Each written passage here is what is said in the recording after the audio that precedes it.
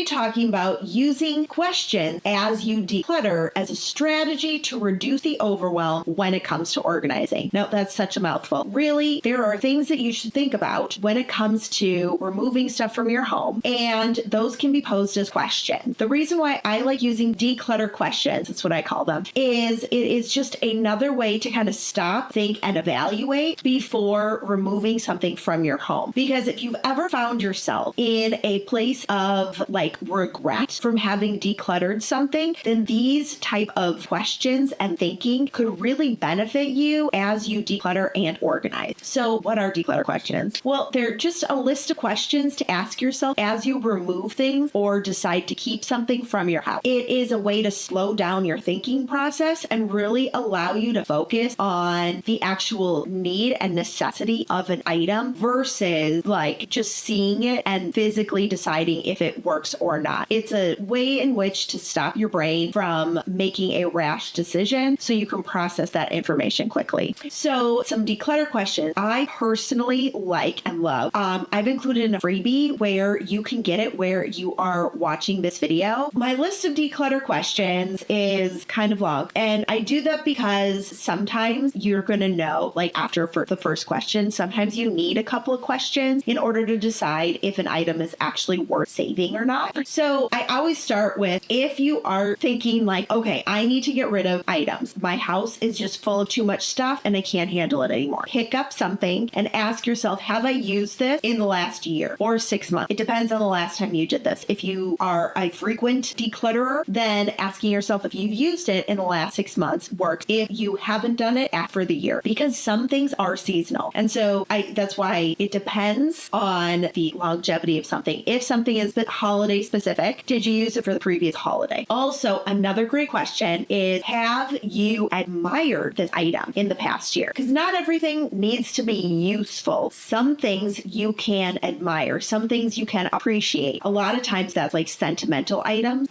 So for example, for me, I have teacups that belong to my grandma's. I have them on display. So I have admired them because I have them on display. And because of that, then I know, okay, well, I've admired them. I appreciate them. I want to keep them on display. Therefore, I have admired them. If something is in a basement, in a bin that you're saving for sometime special, see if you could have that item out on display for you to admire. And if it's not something that you want to admire anymore, then that is your cue that it is okay to part with it. Another declutter question, if you feel it really overwhelming with the amount of stuff you have, and this specifically like can easily go with kitchen gadgets or office supplies, can you replace it for less than $20? The reason why is sometimes we hold on to these kitchen gadgets for like the one time we might need them, when really like a neighbor or a friend or family member may actually have this because they have more space. They use it more frequently. It's of importance to them versus you. So you might be able to not hold on to something like, a potato masher. If you don't use that potato masher, then why are you holding on to it? That is the point. Like, okay, if you actually needed another potato masher, could you replace it for less than $20 if you actually needed it? Then your answer would be, okay, I can part with it because I haven't used it in the past year. I haven't admired it. It's actually paid in my drawer and I can replace it if I need it. Then it's not as big of an investment because odds are you won't need it. I'm going to be totally honest with you.